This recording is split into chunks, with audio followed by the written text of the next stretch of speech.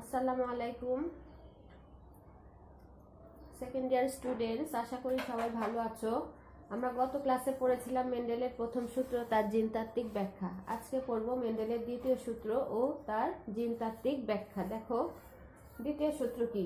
দ্বিতীয় সূত্রকে বলা হয় ডাইহাইব্রিড ক্রস, যেটা আমরা সংজ্ঞার মধ্যে দেখেছিলাম। দুই জোড়া বিপরীত ধর্মী বৈশিষ্ট্যের মধ্যে যখন ক্রস করানো হয় তখন সেটাকে বলা হয় ডাইহাইব্রিড ক্রস। অর্থাৎ ডাইহাইব্রিড কি? দুই জোড়া, অর্থাৎ কালো এবং খাটো। এটা হচ্ছে বিপরীত ধর্মী বৈশিষ্ট্য। কালোর বিপরীত বাদামি, খাটোর বিপরীত লম্বা। তার মানে দুই জোড়া বিপরীত ধর্মী বৈশিষ্ট্যের মধ্যে যে ক্রসটা করানো হয়েছে সেই ক্রসটাকে বলা হয়েছে ডাইহাইব্রিড ক্রস। তো এই সূত্রটা কি? দুই বা ততোধিক জোড়া বিপরীত বৈশিষ্ট্য সম্পন্ন জীবের মধ্যে ক্রস করলে প্রথম বংশধরে কেবলমাত্র প্রকট বৈশিষ্ট্য, এই যে প্রথম যে বংশধরটা তৈরি হয় মানে F1 জনু, প্রথম জেনারেশন, সেটাতে শুধুমাত্র প্রকট বৈশিষ্ট্যই প্রকাশিত হবে। কিন্তু জনন কোষ সৃষ্টির সময় বৈশিষ্ট্যগুলোর জোড়া ভেঙে স্বাধীন বা স্বতন্ত্রভাবে বিন্যস্ত হয়ে ভিন্ন ভিন্ন জনন কোষে প্রবেশ করে।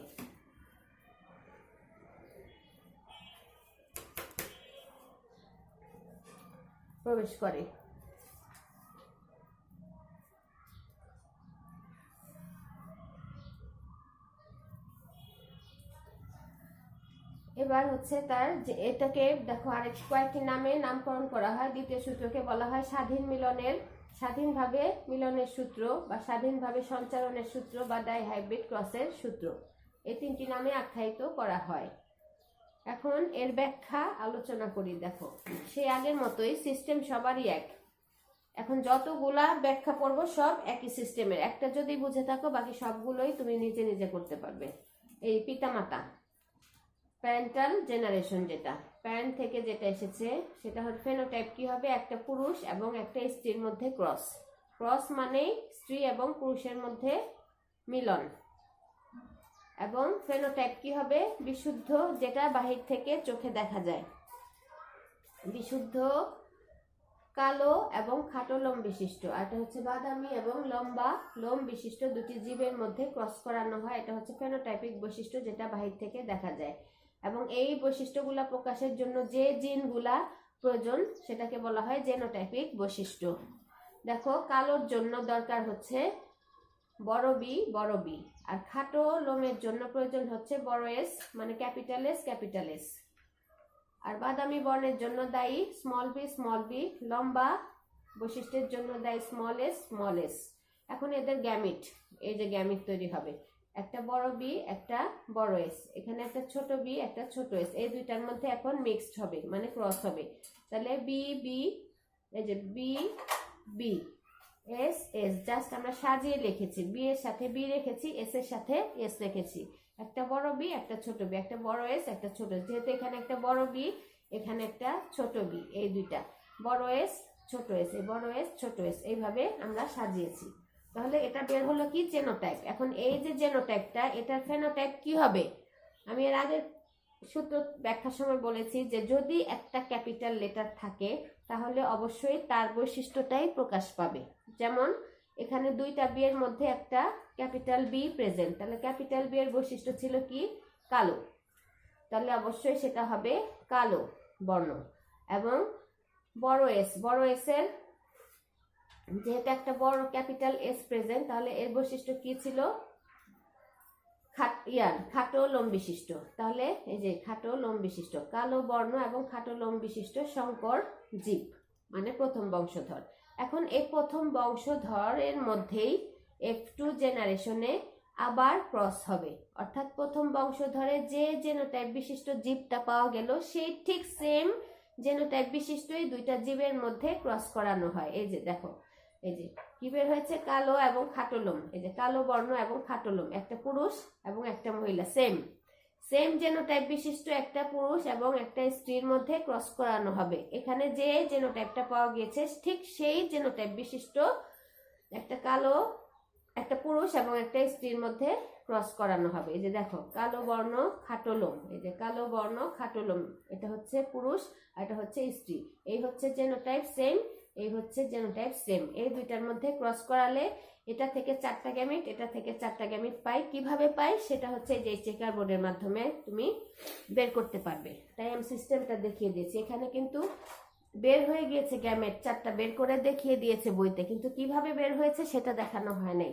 তাই আমি, তোমরা যাতে রাফ করে এই জিনিসটা বের করে নিতে পারো, এটা কিন্তু একেবারে মানে সবসময় এরকমই হবে, এতে কোনো ভুল নাই। যদি এই জায়গাটাতে তোমার মানে ভুল হয়ে যায় তাহলে তোমার ফলাফল বা রেজাল্ট শুদ্ধ হবে না। কাজে এই জিনিসটা কিভাবে সহজে তুমি বের করতে পারো সেটাই আমি চেকার বোর্ডের মাধ্যমে দেখিয়ে দিয়েছি। প্রথম সূত্রের চেকার বোর্ডে যেরকম দেখিয়েছিলাম যে 3টা ঘর, তারপরে এইভাবে আড়াআড়ি ঘরটা টানতে হয়, ফলে কি হয়, এটা অর্ধেক হয়ে যায়। এই অর্ধেক থাকবে এটার সাথে আর এই অর্ধেক থাকবে এই পাশের সাথে। তাহলে এখানে বসবে পুং গ্যামেটগুলা আর এখানে বসবে স্ত্রী গ্যামেটগুলা।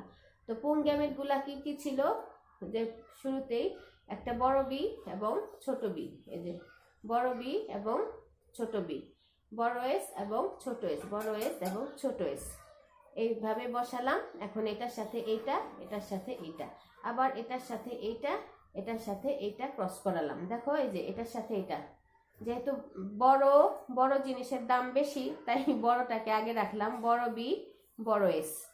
আবার এটা দেখো ছোট বি বড় এস, আবার এটার সাথে এইটা বড় বি, বি এর অ্যালফাবেটিক্যালি বি আগে আসে তাই বিটাকে আগে লিখতে হবে, বড় বি ছোট এস। আর এটার সাথে এটা ছোট বি স্মল এস। এভাবে জেনোটাইপ বের হলো। এখন এগুলাই হচ্ছে 4টা গ্যামিট। সিরিয়াল হচ্ছে কিভাবে লিখবা, বড় বি বড় এস, এই যে 1 নাম্বার, এটা হচ্ছে 2 নাম্বার, আমি ইন্ডিকেট করে দিয়েছি 1 2 3 4। প্রথমে অবশ্যই এটা লিখতে হবে, 2 নাম্বারে অবশ্যই এটা লিখতে হবে। বি এর কাজ আগে শেষ করবা, বড় বি বড় এস, বড় বি ছোট এস। তারপরে হচ্ছে 3 নাম্বার, এটা যে ছোট বি বড় এস, তারপরে হচ্ছে ছোট বি ছোট এস। এভাবেই সেম, এটাও সেম, এভাবেই বের করবা। যেহেতু জেনোটাইপ একই, 4টা গ্যামিটও সেম বের হবে, 4টা গ্যামিটও সেম বের হবে। এখন আমরা দেখব চেকার বোর্ডের মাধ্যমে কিভাবে ফলাফল প্রকাশ করা যায়। এখন আমরা দেখব চেকার বোর্ডে কিভাবে গ্যামেটগুলো বসিয়ে আমরা ফলাফলটা পাবো। দেখো এই হচ্ছে চেকার বোর্ড, 1 2 3 4 5, এইভাবে 5টা ঘর করবে। এটা আগেও দেখিয়েছি, সব চেকার বোর্ডে একই সিস্টেম। তো দেখো ওখানে 4টা গ্যামিট, মানে পুং গ্যামিট এবং স্ত্রী গ্যামিট, পুং গ্যামিট 4টা, স্ত্রী গ্যামিট 4টা। এইভাবে পুং গ্যামিটের জায়গায় পুং গ্যামিট বসাবো এবং স্ত্রীর লিঙ্গের জায়গায় যে স্ত্রী গ্যামিট বসাবো। এভাবে 4টা মোট 8টা গ্যামিট। এখন এগুলো আমরা ক্রস করাবো। দেখো এটার সাথে এইটা, আবার এটার সাথে এইটা, প্রথমটার সাথে এই তৃতীয়টা, আবার এই প্রথমটার সাথে এই চতুর্থটা, এভাবেই সিরিয়ালি সবগুলো ক্রস করাতে হবে। তাহলে দেখি যে রেজাল্টটা কি আসে। দেখো প্রথমে কি ছিল, এই যে বি বড় বি বড় B, B B S S double, 2টা বড় এস, তারপরে বড় বি বড় বি বড় এস ছোট এস, আবার এটার সাথে এইটা বড় বি ছোট বি বড় এস বড় এস, আবার এটার সাথে এইটা কি আসে, বড় বি ছোট বি বড় এস ছোট এস। এরপরে দ্বিতীয় গ্যামিটের সাথে এই 4টা গ্যামিটের ক্রস হবে। তাহলে দ্বিতীয় গ্যামিটের সাথে আগে প্রথমটা, তারপর দ্বিতীয়টা, তৃতীয়, চতুর্থ, এভাবে সিরিয়ালি আসবে। তো প্রথমটা দেখো, এই দ্বিতীয় গ্যামিটের সাথে পুং গ্যামিটের প্রথমটা, এই যে বি বড় বি বড় বি বড় এস ছোট এস, তারপরে বড় বি ছোট এস ছোট এস, বড় বি ছোট বি বড় এস ছোট এস, আবার এটার সাথে এইটা বড় বি ছোট এস, দুটো। তারপরে থার্ড গ্যামিট, এটাও এই থার্ড গ্যামিটের সাথে এই 4টা গ্যামিটের ক্রস হবে। থার্ড গ্যামিটের সাথে প্রথমটা হচ্ছে কি বড় বি ছোট বি বড় এস, তারপরে capital B small B S S, বড় এস ছোট এস, তারপর ছোট বি বড় এস ছোট বি বড় এস ছোট এস। তারপরে 4 নাম্বার গ্যামিটের সাথে এই 4টা গ্যামিটের ক্রস। তাহলে 4 নাম্বার গ্যামিটের সাথে প্রথমটার কি হবে, বড় বি ছোট বি বড় এস ছোট এস, বড় বি ছোট বি ছোট এস ছোট এস, ছোট বি ছোট বি বড় এস ছোট এস, ছোট বি ছোট বি ছোট এস ছোট এস, এই সবগুলি বের হলো জেনোটাইপ অর্থাৎ জিনের গঠন। এখন এই জিন দেখে দেখে আমাদের এর ফেনোটাইপ বের করতে হবে, অর্থাৎ বাহ্যিক যে বৈশিষ্ট্যটা খালি চোখে দেখা যায় সেটাই হচ্ছে ফেনোটাইপ। সেই জেনোটাইপ দেখে এখন ফেনোটাইপগুলো আমরা বের করব। দেখো, যেহেতু আমরা জানি একটা বড় বি এবং একটা বড় এস যদি থাকে তাহলে এই বড় বি এবং বড় এস এর ক্যারেক্টারই প্রকাশ পাবে, কারণ এরা হচ্ছে ডমিনেন্ট জিন, মানে প্রকট জিন। ক্যাপিটালকে বলা হয় ডমিনেন্ট জিন। কাজেই একটাও যদি থাকে বড় বি তাহলে বড় বি এর বৈশিষ্ট্যই প্রকাশ পাবে, আর দুইটা এস এর মধ্যে একটা যদি বড় এস থাকে তাহলে সেই এস এর বৈশিষ্ট্যটাই প্রকাশ পাবে।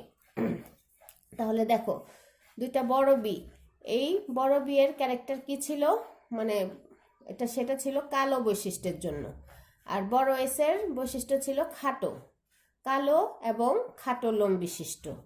তাহলে বড় বি যেহেতু আছে তাহলে এটা হবে কালো, আর দুইটা এস এর মধ্যে যেহেতু একটা বড় এস আছে তাহলে এস এর বৈশিষ্ট্যটাই প্রকাশ পাবে, আর এস ছিল খাটো বৈশিষ্ট্যের জন্য, তাহলে এটাও কালো এবং খাটো।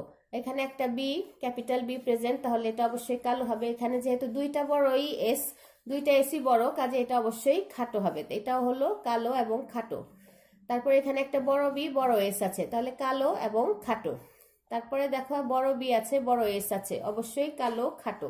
এটা বড় বি আছে কিন্তু বড় এস নাই, যেহেতু বি আছে বি এর বৈশিষ্ট্য কালো, আর যেহেতু বড় একটি এসও নাই তাহলে ছোট এস যেটার বৈশিষ্ট্য সেটা হচ্ছে লম্বা। ছোট এস কিসের জন্য দায়ী ছিল? লম্বা বৈশিষ্ট্যের জন্য, তাহলে এখানে খাটোর বদলে হয়ে যাবে লম্বা। আর বি থাকার কারণে, ক্যাপিটাল বি থাকার কারণে কালো, এবং ছোট এস থাকার কারণে লম্বা। আবার এখানে দেখো বড় বি প্রেজেন্ট একটি, তাহলে কালো হবে। আবার দুইটা এস এর মধ্যে একটি এস এখানে ক্যাপিটাল, তাই এটা হয়ে যাবে খাটো। আবার বড় বি যেহেতু আছে কালো, আর এখানে যেহেতু একটি ক্যাপিটাল এসও নাই তাই এটা হয়ে যাবে লম্বা। তারপর এখানে বড় বি বড় এস আছে, কালো খাটো হবে। এখানে বড় বি বড় এস আছে, কালো খাটো। আর এখানে বড় বি নাই, দেখো দুইটা বি স্মল লেটার, কাজেই স্মল লেটারের জন্য যে বৈশিষ্ট্যটা ছিল সেটা হচ্ছে বাদামি। যেহেতু একটি বড় বিও নাই তাহলে সেটার বৈশিষ্ট্য আর প্রকাশ পাবে না, ছোট বি এর বৈশিষ্ট্যটাই প্রকাশ পাবে যেটা ছিল বাদামি কালার। আর বড় এস প্রেজেন্ট, এটা খাটো, তাহলে কালো খাটোর বদলে হয়ে গেল বাদামি খাটো। আর ছোট বি আছে, তার কাজে ছোট বি এর ক্যারেক্টার হচ্ছে বাদামি, আর বড় এস এর ক্যারেক্টার হচ্ছে লম্বা, তাহলে এটা হবে বাদামি লম্বা। তারপর এখানে একটা বড় বি বড় এস আছে, এটা অবশ্যই কালো এবং খাটো। এখানে বড় বি আছে কিন্তু বড় এস নেই, দেখো বড় বি এর জন্য কালো আর ছোট এস এর জন্য লম্বা। আর এখানে স্মল বি আছে, কোনো ক্যাপিটাল বি নেই, তাই এটা হয়ে যাবে বাদামি, আর বড় এস থাকার কারণে খাটো। আর এখানে একটাও ক্যাপিটাল লেটার নাই, তাই বাদামি এবং লম্বা। এখন গুনে গুনে বের করতে হবে যে ফেনোটাইপিক রেশিওটা কত। দেখো, ফেনোটাইপিক রেশিও আসে কি, 4 রকমের ক্যারেক্টার আসছে: কালো খাটো, কালো লম্বা, বাদামি খাটো এবং বাদামি লম্বা। তাহলে কালো খাটো কয়টা? 1 2 3 4 5 6 7 8 9, 9টা হচ্ছে কালো খাটো। আর কালো লম্বা হচ্ছে 3টা। দেখো কালো লম্বা কোথায় আছে, এই যে একটা কালো লম্বা, 1 2 এবং 3, 1 2 3 কালো লম্বা। এরপর হচ্ছে বাদামি খাটো, 1 2 3, এই 3টা হচ্ছে বাদামি খাটো। আর এই একটা হচ্ছে একাই, এরকম আর একটিও নাই, সেটা হচ্ছে বাদামি লম্বা, এই হচ্ছে 1। তাহলে আসলো কত রেশিও? 9:3:3:1। এটাই হচ্ছে দ্বিতীয় সূত্রের মানে অনুপাত। এটা দ্বিতীয় সূত্রটা ব্যাখ্যা করতে গেলে সবসময় এটা 9:3:3:1 হবে। এটা বের হলো ফেনোটাইপিক রেশিও। এরপরে আসে যেটা, সেটা হচ্ছে জেনোটাইপিক রেশিও, মানে জিনের গঠন বিন্যাস। অর্থাৎ দেখো বড় বি বড় এস এরকম কয়টা আছে? এরকম এটা শুধু একটাই আছে, তাই এই যে সংখ্যা হচ্ছে 1।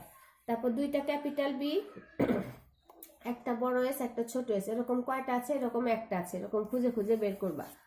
তারপর একটা বড় বি একটা ছোট বি আর দুইটা বড় এস, এরকম কয়টা জিন আছে এখানে? তখন এটা ছিল 2টা। তারপর একটা বড় বি একটা ছোট বি, একটা বড় এস একটা ছোট এস, এরকম আছে 4টা। একটা বড় বি, একটা ছোট বি আর দুইটা ছোট এস এরকম আছে একটা বড় বি, একটা ছোট বি আর দুইটি স্মল এস, এটাও আছে দুইটা ছোট বি আর দুইটা বড় এস, এটা আছে দুইটা ছোট বি, একটা বড় এস, একটা ছোট এস, এটা আছে দুইটা। আর বড় দুইটা ছোট বি এবং দুইটা ছোট এস, এই যে যেটা এটা একটাই আছে। এই হচ্ছে এক। টোটাল বের হবে কয়টা?